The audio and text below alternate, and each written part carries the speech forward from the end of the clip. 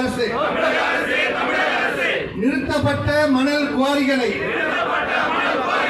உடனடியாக திறந்திடு.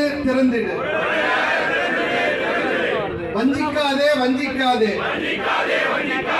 தமிழக அரசு மணல் லாரி துறையினை வஞ்சிக்காதே. ஆற்று மணலை பயன்படுத்திடு.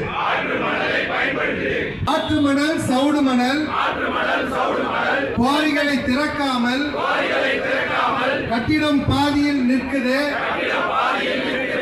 முடியாமல் நிற்குது. கேட்கலையா? மணல் லாரி தொழிலாளியின் அழுகை குரல் கேட்கலையா?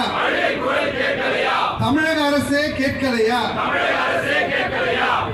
தமிழக அரசே, மாநில அரசே திரும்ப பெறு. ஒன்றிய அரசுக்கு அழுத்தம் கொடு. ஹிட் அண்ட் ரன் சட்டத்தை திரும்ப பெறு. தமிழக அரசே, மாநில அரசே மணல் லாரி துறையினை வஞ்சிக்காதே.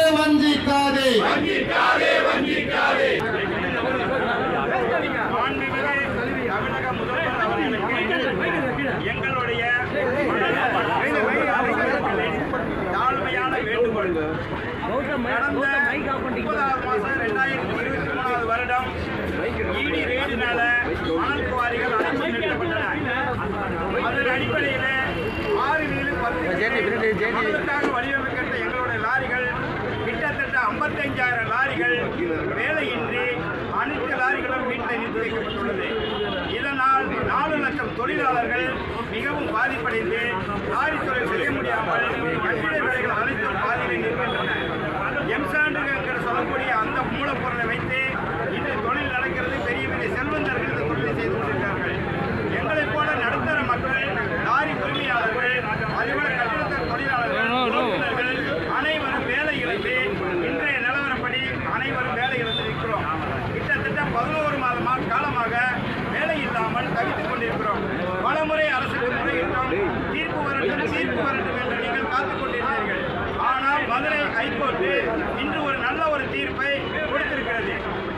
கனிமவள சட்டத்தில் ஈடி ரெய்டு வந்து இதில் தலையிட்டது தவறு, சட்டப்படி குற்றம் அப்படின்னு அவங்களை கண்டித்து இந்த வழக்கு அத்தனையும் தள்ளுபடி பண்ணியிருக்காங்க.